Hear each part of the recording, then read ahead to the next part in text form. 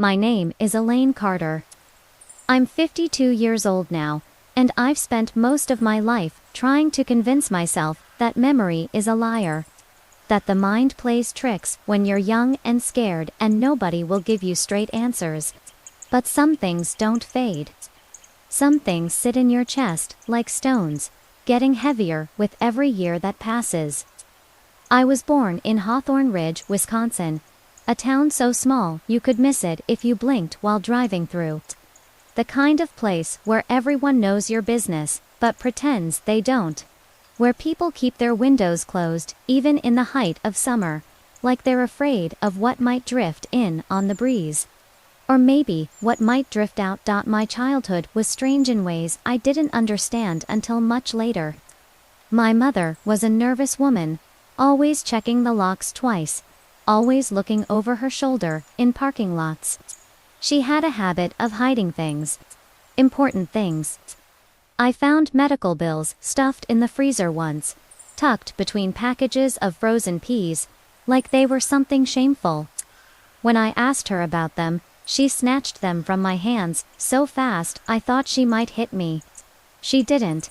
She just stood there, gripping those papers, her knuckles white, and told me to never go through her things again. My father left before I turned 10. Just vanished one Tuesday morning while I was at school. No note, no explanation, no forwarding address. My mother said he couldn't handle the pressure anymore, whatever that meant. I used to wonder what kind of pressure makes a man abandon his family without a word. Now I think I know. I was sick a lot as a child. Not the normal kind of sick, not colds or flu, or chickenpox, strange things. Fainting spells that came out of nowhere. Nosebleeds that wouldn't stop. Headaches so severe I'd vomit and then not remember the next few hours. My mother would pack me into our rusted station wagon and drive me to St. Mary's Hospital, the only hospital within 30 miles. I spent so much time in those sterile hallways that I memorized the pattern of tiles on the floor. 62 tiles, from the entrance to the pediatric wing. I counted them every single time. The doctors never found anything wrong. They'd run their tests, take their blood samples, shine lights in my eyes, and then send me home with instructions to rest and drink more water. But I saw the way they looked at each other when they thought I wasn't paying attention. The way they'd pause before speaking, choosing their words too carefully. When I was 13, something happened that I've never been able to shake. I was sitting in one of those vinyl chairs in the waiting room, the kind that squeaks when you move, reading a magazine that was 3 years out of date. My mother was at the reception desk arguing with the insurance company on the phone. Her voice had that tight, desperate quality it always got when she talked about money. That's when I heard the nurse. She was standing just around the corner, talking to someone I couldn't see. Her voice was low, but the waiting room was nearly empty, and sound carried in strange ways in that building. She said my name first. Elaine Carter. Then she said something that made my blood turn cold. She's one of the flagged ones. I remember standing up, my legs shaking, walking toward that corner. The magazine slipped from my hands and hit the floor with a slap that echoed. The nurse stopped talking immediately. When I came around the corner, she was alone, holding a clipboard against her chest like a shield. I asked her what she meant. What did flagged mean? Why was I flagged? She smiled at me, but it was all wrong. Too wide, too many teeth. The kind of smile that doesn't reach the eyes. Nothing, sweetheart, she said, her voice sugary and false. Just a mix-up in the system. You know how computers are. But she kept staring at me. Not the way you look at a confused teenager. The way you look at something you recognize. Something you've seen before. Something you weren't expecting to see again. I wanted to push her, to demand real answers. But my mother appeared behind me and put her hand on my shoulder with enough pressure to make it clear I should stop talking. We left without another word. In the car, I asked my mother what the nurse meant. She kept her eyes on the road and said, "People say stupid things, Elaine. Ignore it." But her hands were trembling on the steering wheel. I watched them shake for the entire 20-minute drive home, and I knew she was lying. That night, I couldn't sleep. I kept hearing that nurse's voice. "She's one of the flagged ones." I lay in my bed, staring at the ceiling, trying to figure out what connected all those hospital visits, all those unexplained symptoms, all those doctors who couldn't find anything wrong but kept looking at me like I was a puzzle they couldn't solve. 5 years passed. I graduated high school, started working at the pharmacy on Main Street, tried to build something like a normal life. My mother's health was declining. She'd developed a tremor in her left hand, and sometimes forgot what day it was. On my 18th birthday, she was taking a nap, and I decided to look for my birth certificate. I needed it for a job application. I knew she kept important documents in her bedroom dresser, in the top drawer beneath her winter scarves. I found the birth certificate easily enough. But underneath it, hidden in a manila envelope that had been sealed with tape, and then torn open and resealed multiple times, I found something else. A hospital bracelet. The plastic kind they give you when you're admitted. It was small, the size for an infant. And printed on it, in faded black letters, was my name. Elaine Marie Carter. I stared at it, confused at first. Then I looked at the date.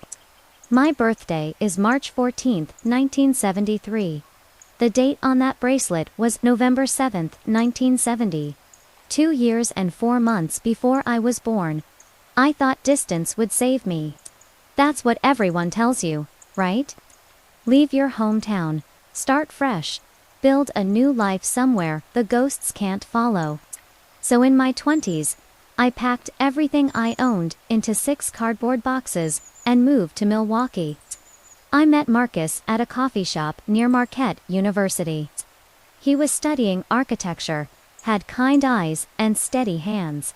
The sort of person who made you feel safe just by existing in the same room.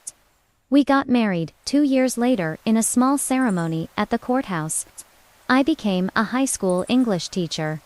Spent my days drowning in essays about the Great Gatsby and trying to convince teenagers that Shakespeare wasn't torture. For a while, I actually believed I'd escaped. That Hawthorne Ridge and St. Mary's Hospital and that nurse with her too wide smile were just bad dreams I could wake up from. But the past doesn't stay buried. Not really. It just waits. My body kept betraying me in small ways. Dizzy spells that came and went. That persistent tremor in my hands that doctors said was probably stress. Migraines that would knock me flat for days. Marcus would find me on the bathroom floor sometimes, pale and shaking, and he'd hold me until it passed. He never asked too many questions. Maybe that should have been a red flag. How easily he accepted the strangeness of my health. How he never pushed me to find real answers. I was 29 when everything shifted again. It was a Tuesday, second period, right in the middle of explaining symbolism in the scarlet letter. One moment I was standing at the whiteboard, marker in hand, and the next moment the floor was rushing up to meet my face. I woke up in an ambulance with a paramedic shining a light in my eyes, asking me what year it was and who was president. They took me to St. Catherine's Medical Center, a sprawling building in downtown Milwaukee that smelled like antiseptic and cafeteria food. I'd been there before for routine checkups, but never like this. Never on a stretcher with an IV in my arm and that particular brand of concern on everyone's faces. They wheeled me into the emergency department, past curtained beds and beeping machines, and left me in a room with pale green walls to wait for a doctor. I was staring at a poster about the importance of hand washing when the door opened. The man who walked in was tall, maybe 50, with silver hair and glasses that sat crooked on his nose. He was looking down at a tablet, scrolling through what I assumed was my chart. Then he looked up at me. And he froze. Just stopped moving entirely, like someone had pressed pause on him. His face went through about 3 different expressions in 2 seconds. Surprise, confusion, and something that looked uncomfortably like fear. "Elaine Carter," he said slowly, and my name sounded strange in his mouth, like he was tasting it. Like he couldn't believe he was saying it out loud. I nodded, trying to smile, despite the pounding in my head. "That's me. Are you my doctor?" He blinked, seemed to shake himself out of whatever trance he'd fallen into. "Yes, Dr. Julian Haas. I'm covering the ER today." He set the tablet down on the counter and came closer, but there was hesitation in his movements, like he was approaching something dangerous. "I need to ask you some questions. Standard protocol after a syncopal episode." He went through the usual checklist. Had I eaten that day? Was I on any medications? Any history of heart problems or seizures? I answered everything honestly, watching his face the whole time. He kept glancing at me with this look I couldn't decipher. Finally, I couldn't take it anymore. "Have we met before?" I asked. "You seem like you recognize me." Dr. Haas straightened, adjusted his glasses. "No, I don't think so. You look like someone I used to know." "It's nothing." But his voice was tight, controlled. The voice of someone lying badly. Then he said something that made my skin crawl. "Elaine Carter. I thought your case was closed." The words hung in the air between us. I stared at him. "My case? What case? What are you talking about?" He realized his mistake immediately. I watched it happen on his face. That moment of, "Oh God, what did I just say?" He shook his head quickly. "Nothing. Just déjà vu. You know how it is in medicine. You see so many patients. Sometimes wires get crossed." He was talking too fast now, words tumbling over each other. "Let me order some tests. We'll get to the bottom of this fainting spell, make sure everything's okay." He left before I could ask anything else. I sat there in that green room, my heart hammering against my ribs, trying to make sense of what just happened. "Your case was closed." What did that mean? What case? I hadn't been a patient here before today, not really. A few walk-in appointments for sinus infections and annual checkups. Nothing that would constitute a case. I needed to use the restroom. So, I got up carefully, still feeling shaky, and made my way down the hall. The nurse's station was around the corner, and as I passed it, I heard Dr. Haas's voice. He was on the phone, his back to me, and he was speaking in a low, urgent tone that made me stop walking. "Yes, I understand. But I'm telling you, she's here. Elaine Carter. 29 years old, matches the description exactly." There was a pause. "No, I'm certain. I checked the database. Same birth date, same hometown, same markers." Another pause, longer this time. "I don't know how. I thought the monitoring stopped years ago. But she's resurfaced." My blood turned to ice. I stood there, frozen, listening to him arrange for someone to come look at my file. When he hung up, I ducked into the restroom before he could turn around and see me. I locked the door and leaned against it, trying to breathe. Resurfaced. Like I'd been hidden. Like I was supposed to stay hidden. They kept me for 6 hours, ran every test they could think of. Blood work, EKG, CT scan. Everything came back normal. Dr. Haas discharged me with instructions to follow up with my primary care physician and avoid stress. He wouldn't look me in the eye when he handed me the paperwork. Marcus picked me up, drove me home, made me soup. That night, after he fell asleep, I sat in the dark with my laptop and logged into the patient portal for St. Catherine's. I scrolled through my medical history, looking for anything unusual. And there it was, buried in a list of routine visits and prescription refills. A line item that made no sense. Previous procedures, observation protocol, Carter E., age 12, St. Mary's Hospital, Hawthorne Ridge, WIE. I clicked on it, my hands shaking so badly, I could barely control the mouse. The file opened. Most of it was redacted, just black bars where text should be. But I could see fragments. Patient demonstrates expected responses too. Redacted, ... Neural markers, consistent with redacted, ... Recommended annual monitoring until age, ... Redacted. And at the bottom, in small print, a note that hadn't been blacked out, status, active. Next scheduled observation, November, 1999. I was 12 in 1985. I was never hospitalized that year. I would have remembered. My mother would have told me. But according to this file, I'd been part of some kind of protocol. Some kind of observation. And it recommended annual monitoring. For what?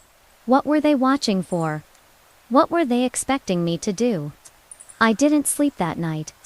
I lay next to Marcus, listening to him breathe, staring at the ceiling, and watching shadows move across the plaster. That PDF sat on my phone like a bomb. Stage 2, Exploratory Revision.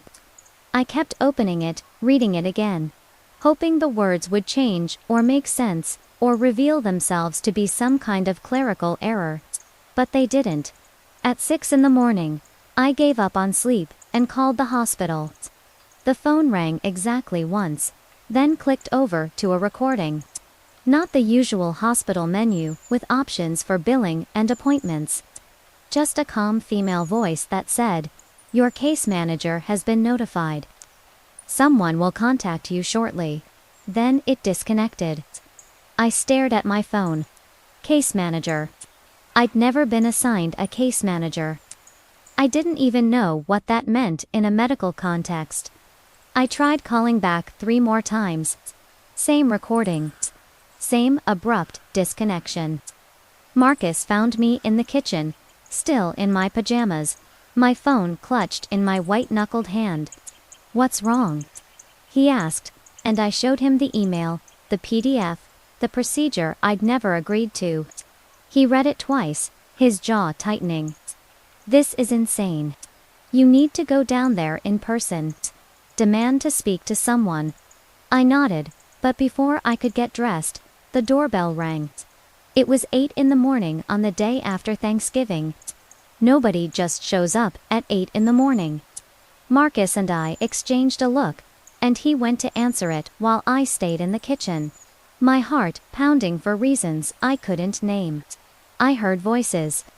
A woman's voice, professional and courteous, the kind of voice that's been trained to put people at ease. Then Marcus called my name, and I forced myself to walk to the front door. She was standing on our porch, a woman in her mid-40s with dark hair pulled back in a neat bun, wearing a gray pantsuit and holding a leather portfolio. She smiled when she saw me, but it was that same rehearsed smile I'd seen on too many medical professionals. "Miss Carter, I'm Angela Dorsey. I'm your assigned case manager from St. Catherine's Medical Center. May I come in?" I didn't move. "I don't have a case manager." Her smile never wavered. "As of last week, you do. It's standard protocol for stage 2 procedures. May I come in? This will only take a few minutes." Marcus put his hand on my shoulder. "Let her in. Let's hear what she has to say." So I stepped back, and Angela Dorsey walked into my home like she'd been invited for tea. She sat on our couch, crossed her legs, opened her portfolio with practiced efficiency. "Miss Carter, I'm here to confirm that you're prepared for Tuesday's procedure. We need to review pre-op instructions, and make sure you understand the recovery timeline. I sat across from her, Marcus beside me. I never scheduled a procedure, I said, slowly, clearly. There's been some kind of mistake. Angela's expression shifted to gentle concern. I understand this can be overwhelming. But you did schedule it. You signed the consent form on April 11th. April 11th. I felt cold spread through my chest. That was 8 months ago. I'd been sick that night. Terrible cold, took Nyquil, and basically passed out. I slept for 14 hours straight, so deeply that Marcus said he'd checked to make sure I was still breathing. That's impossible, I said. I was asleep that entire night. I couldn't have signed anything. Angela opened her tablet, tapped a few times, then turned it to face me. There on the screen was a consent form. Standard hospital paperwork. And at the bottom, my signature. My actual signature, not a forgery. My handwriting in the little boxes where they ask you to initial that you understand the risks. I leaned closer, staring at it. It looked exactly like my signature. The way I loop the E in Elaine, the way I cross my T's. But then, I saw the timestamp in the corner. 3:14 a.m. I was asleep at 3 in the morning, I said, my voice shaking now. I took NY. I was unconscious. Angela's smile thinned. Perhaps you don't remember. It's not uncommon for patients to complete paperwork and forget due to stress or medication. But the form is legitimate. It was submitted through your patient portal using your login credentials. She swiped to another screen. You even added a note here. Do not delay this surgery. Those are your words, Miss Carter. I read the note. My handwriting, again. But I would never write that. I didn't even want this surgery. I didn't know what this surgery was for. Marcus took the tablet from her. This doesn't make any sense. Show us what procedure this is for. What exactly are you planning to do? Angela took the tablet back, her professional composure starting to crack just slightly. It's an exploratory revision. A follow-up to previous interventions. What previous interventions? I demanded. I've never had surgery. I've never had any interventions. She looked at me for a long moment, and I saw something flicker behind her eyes. Confusion, concern. She tapped on her tablet again, scrolling through something, her brow furrowing. According to your file, you've been part of ongoing care since childhood. This is simply the next stage in that care. I stood up, my legs shaking. Show me the form again. She held out the tablet, and I stared at that signature, that timestamp, that note I supposedly wrote at 3 in the morning while drugged on cold medicine. And then I saw it. At the very bottom, in tiny print, a line I'd missed before. Procedure approved, per historical case continuity. Historical case continuity. The words made no sense, but they made my skin crawl. What does that mean? I asked. Angela looked down at the tablet, then back at me, and for the first time, her professional mask slipped completely. I'm not sure. That's not standard terminology. Marcus stood beside me. I think you should leave. My wife isn't having any surgery on Tuesday or any other day until we get real answers about what's going on. Angela stood, closing her portfolio with a snap that sounded too loud in our small living room. Mr. and Mrs. Carter, I understand your concern. But this procedure is scheduled, it's necessary, and it's been approved through the proper channels. If you don't show up Tuesday, there will be consequences. What kind of consequences? I asked. She didn't answer. She just gave me one more of those plastic smiles and let herself out. The door clicked shut behind her, and Marcus and I stood there in silence for a full minute. By Monday morning, I'd decided I wasn't going to that appointment. I was going to the hospital in person to demand answers. And I wasn't leaving until someone explained what the hell was happening to me. Marcus took the day off work, and we drove to St. Catherine's together. The lobby was busy, people checking in for appointments, volunteers pushing wheelchairs, the usual chaos of a city hospital. We went straight to the main reception desk. A young nurse with a name tag that read, Jenna Ruiz, looked up with a bright smile. "How can I help you?" I gave her my name and date of birth. "I need to speak to someone about a procedure that's scheduled for tomorrow. There's been a mistake." Jenna typed on her computer, her smile still in place. Then she froze. Her fingers stopped moving on the keyboard. The smile disappeared. She went pale, actually pale, the color draining from her face as she stared at the screen. "You single quotes read ... she whispered, then glanced around like she was checking to see if anyone was listening. She leaned forward, her voice barely audible. "You're one of the archived cases." The words hit me like a punch. What does that mean? What is an archived case? Jenna's eyes were wide now, frightened. "I were not supposed to talk about them. They're from the old Hawthorne study. From before I even worked here. They're flagged in the system with special protocols. Hawthorne, my childhood town." Before I could ask anything else, an older nurse appeared behind Jenna like she'd materialized out of thin air. Her name tag said, Marlene, and underneath it, 25 years of service. Her face was hard, her eyes sharp. "Jenna, break room. Now." Jenna stood up so fast, her chair rolled backward. She practically ran toward the back offices. Marlene turned to face us, and there was no warmth in her expression at all. "Mrs. Carter," she said, her voice low and cold. "You need to go home. You were never supposed to return here." "What are you talking about?" Marcus said. "My wife has a right to understand what's happening to her." Marlene leaned forward, her hands flat on the counter. "No, she doesn't. Some cases are closed for a reason. Some people are better off not knowing. You need to leave. Now."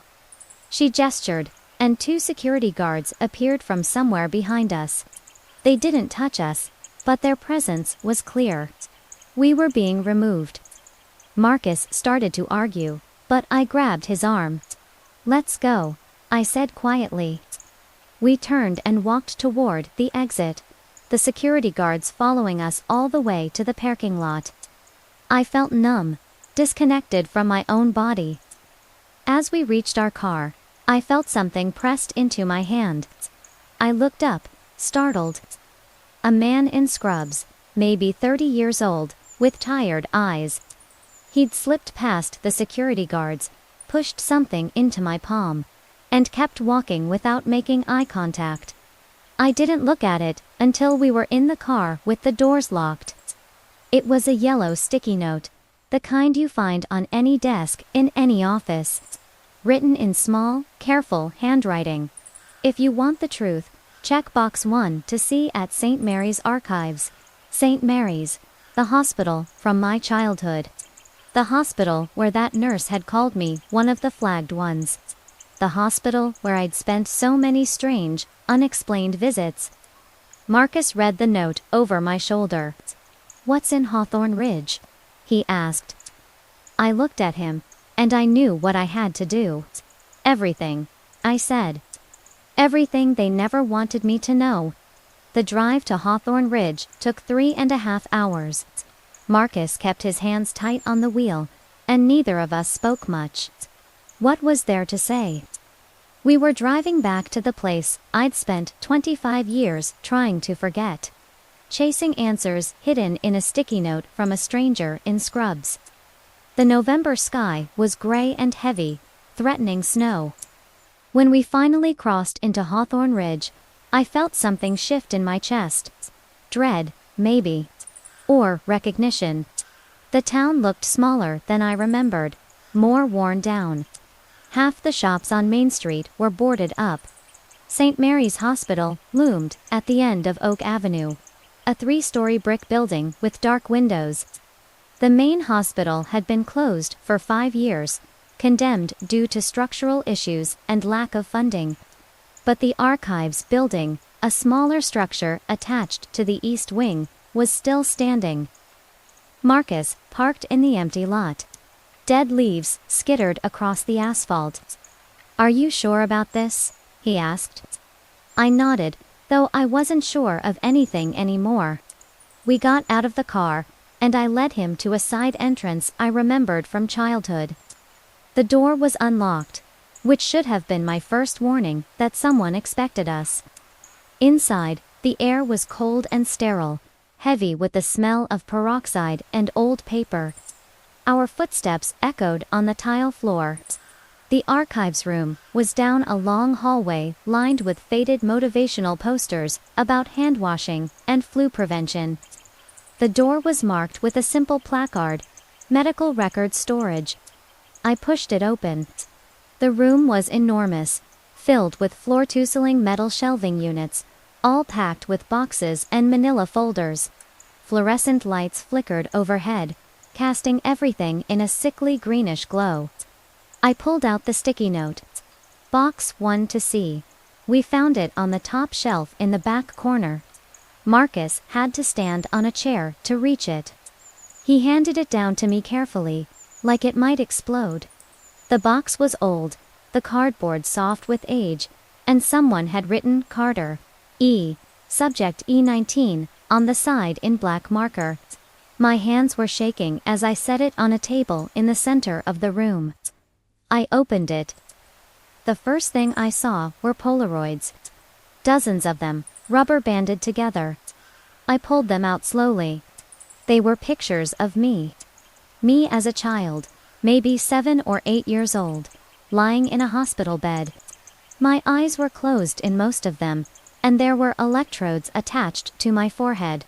In others, I was awake, but staring at the camera with a blank expression that didn't look like me at all. In one photo, I was holding a stuffed rabbit I recognized, one my grandmother had given me that disappeared when I was 9. I'd cried for days over that rabbit. Behind the Polaroids were forms. Medical forms with headers I didn't understand. Cycle evaluation. Carter, Elaine. Phase 1, Session 7. Another one. Neural response documentation. Subject E19. Age 8. Marcus was reading over my shoulder, his breathing fast and shallow. "What is this?" he whispered. I kept digging. There was a surgery report, official hospital letterhead, dated October 1982. I would have been 9 years old. The procedure was listed as preliminary neural pathway modification, Stage 1 implementation. The surgeon's name was Dr. Raymond Keller. I'd never heard of him. According to the report, the surgery lasted for hours. There were notes about incision sites, anesthesia levels, post-operative observations. At the bottom, a single line, "Patient demonstrates expected amnesia. Proceed to Phase 2 per protocol." I looked at Marcus. I never had surgery when I was 9. I would remember. But even as I said it, I felt something tug at the edges of my mind. A memory that wasn't quite a memory. Waking up with a terrible headache. My mother telling me I'd fallen down the stairs. Missing a week of school. The way my head had ached for months afterward. A dull throb behind my right eye. I kept going through the box. There was a consent form, signed by my mother. Her signature, her handwriting, agreeing to allow experimental corrective procedures on her daughter for neurological developmental concerns. The date was 1981. I was 8. There were more forms, more reports, more photographs. All documenting procedures I had no memory of. Treatments that spanned years. Phase I when I was 8. Phase 2 when I was 12. And then references to Phase 3, marked as incomplete subject, withdrew from study. But I never withdrew. I never even knew I was in a study. Then I found a folder near the bottom of the box, thicker than the others. Labeled Revision Protocol, Subject E19. I opened it with hands that had gone numb. The documents inside were technical, filled with medical jargon I couldn't fully understand. But the gist was clear enough. They'd been testing something called memory revision therapy. The idea was that you could alter a person's memories. Suppress traumatic ones, implant new ones. Reshape how someone remembered their own past. And I'd been one of the subjects. One of 19 children from Hawthorne Ridge enrolled in this study. The documents described the procedures in clinical detail. How they'd used a combination of drugs, hypnosis, and what they carefully termed neural intervention to alter my memories. How they'd tested whether the changes held over time. How they'd brought me back again and again throughout my childhood for maintenance sessions to reinforce the modifications. There were notes from different doctors, observations about my progress. Subject E19 shows excellent retention of revised memories. No spontaneous recall of original events. Another note, minor breakthrough episode, at age 13. Subject reported feeling watched. Recommend increased monitoring. That was the year I'd heard the nurse call me one of the flagged ones. At the bottom of the folder, clipped to the last page, was a handwritten note. I recognized the handwriting immediately. My mother's looping script. The way she dotted her I's with little circles. Do not tell her. She remembered too much. The point was to help her forget. I stared at those words until they blurred. My mother knew. She'd known the entire time. She'd signed the consent forms. She'd brought me to these appointments. She'd lied to me for my entire life. Marcus put his arm around me, but I couldn't feel it. I couldn't feel anything except a vast, hollow emptiness spreading through my chest. I flipped to the last page in the folder. It was a schedule, a timeline of planned procedures. Phase 1, complete. Phase 2, complete. Phase 3, incomplete. Subject reached age 18 before final revision could be implemented. And then, stamped in red ink across the bottom. Phase 3 resumes at age 52. Projected date, November 28, th. November 28th, that was 2 weeks ago. Thanksgiving Day. The day the surgery emails were sent. The day Angela Dorsey said my consent form had been signed at 3 in the morning. They'd been planning this for 34 years. Waiting for me to reach 52. Whatever that meant.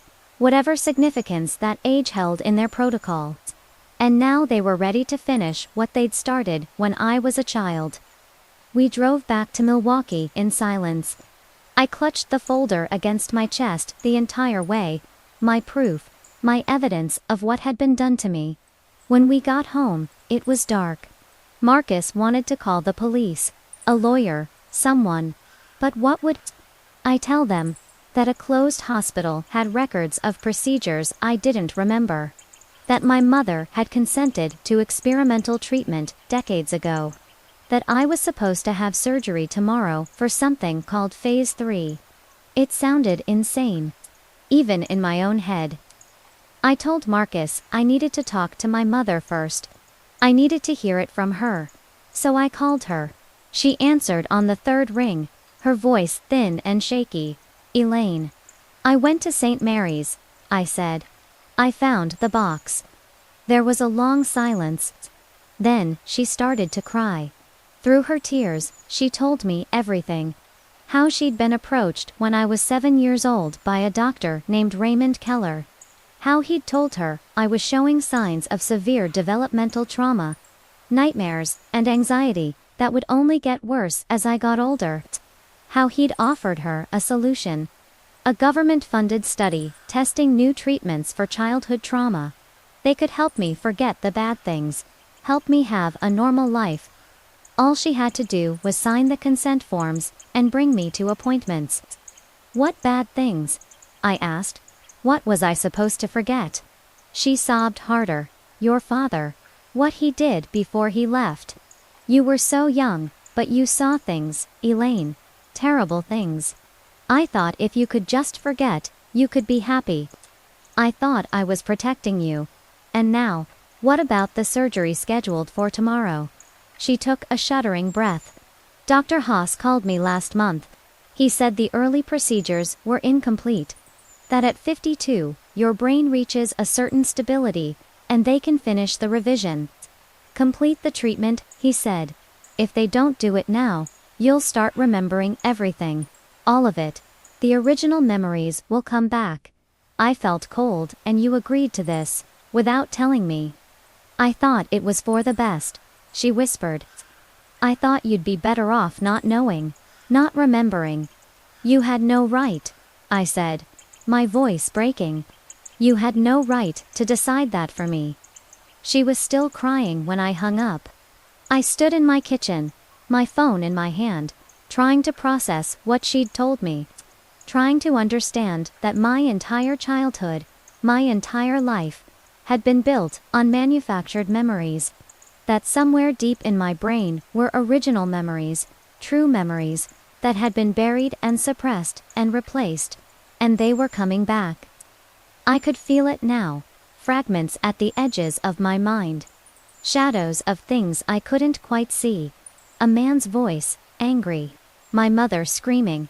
The sound of breaking glass, being very small and very afraid. I didn't want to remember. But I couldn't let them cut into my brain again. Couldn't let them finish whatever they'd started. I told Marcus I was canceling the surgery. He nodded, relieved. Good. Let them come after you. We'll deal with it legally. This is insane. That night, I couldn't sleep. I lay in bed, staring at the ceiling, feeling those shadow memories moving just out of reach. At 11:30, there was a knock at the door. Firm, authoritative. 3 sharp raps.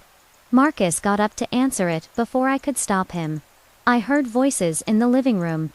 A man's voice, calm and professional. I got out of bed and went to see who it was. The man standing in my living room was the dinner guest from Thanksgiving. Mr. Henley. The one Lydia said was a friendly neighbor she'd invited last minute. Except he wasn't a neighbor. I'd confirmed that this afternoon when I called Lydia. She'd never invited anyone named Henley. She thought I'd brought him. He was average height, average build, the kind of person you'd forget the moment he left the room. He wore a dark suit and held a leather briefcase. When he saw me, he smiled. Not warmly.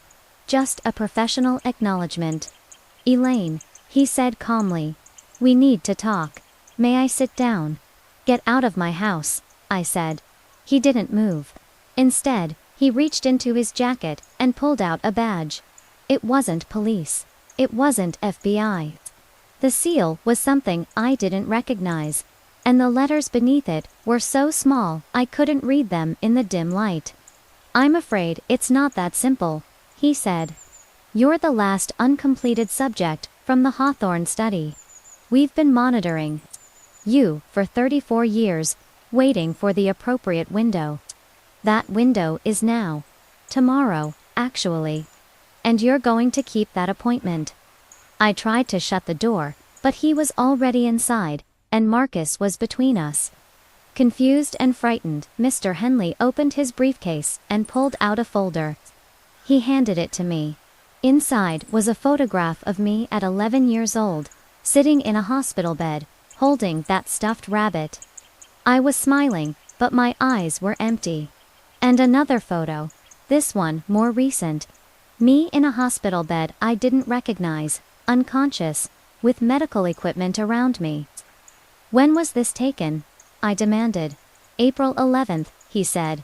The night you signed your consent form. The night I'd taken NyQuil and slept for 14 hours. The night the consent form was timestamped at 3:14 a.m. They'd taken me. Somehow, they'd taken me from my own home, brought me somewhere, had me sign forms while I was drugged or hypnotized or God knows what, and returned me before I woke up. I flipped through the rest of the folder with shaking hands.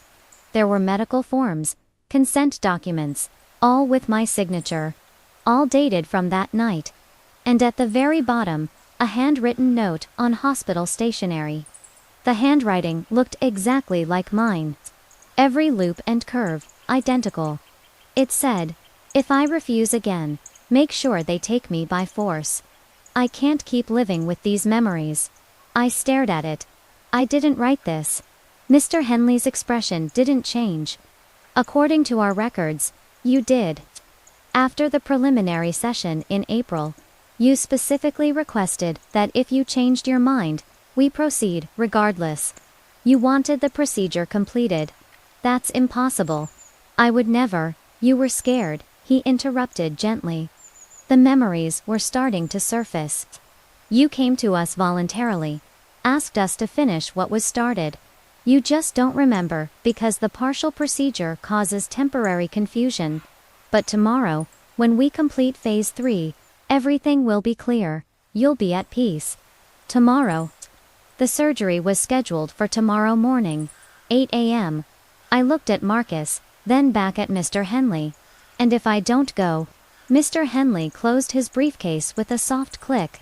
Then we'll be forced to implement Protocol 7, which involves involuntary medical intervention for your own safety.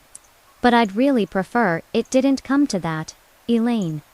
This can be easy, or it can be difficult. Either way, you're having this surgery tomorrow. He stood up, straightened his tie, and walked to the door. He paused with his hand on the knob. The car will be here at 7 a.m. Be ready. Then he left. Marcus and I stood in our living room, frozen. We have to run, he said. We have to leave right now. But where would we go? They'd found me at Thanksgiving dinner. They'd come into my home. They'd been watching me for 34 years. I looked at the note again, the one supposedly in my handwriting. If I refuse again, make sure they take me by force. And I realized with cold, creeping horror that I couldn't be sure I hadn't written it. Couldn't be sure what I might have said or done in April when they took me. Couldn't be sure of anything anymore. Tomorrow is my scheduled surgery date. It's 2 in the morning now. Marcus is packing a bag, insisting we drive to Canada, or Mexico, or anywhere. But I keep staring at that note. At handwriting that looks exactly like mine. Wondering what memories are buried so deep in my mind that even I wanted them gone. And wondering if running will make any difference at all.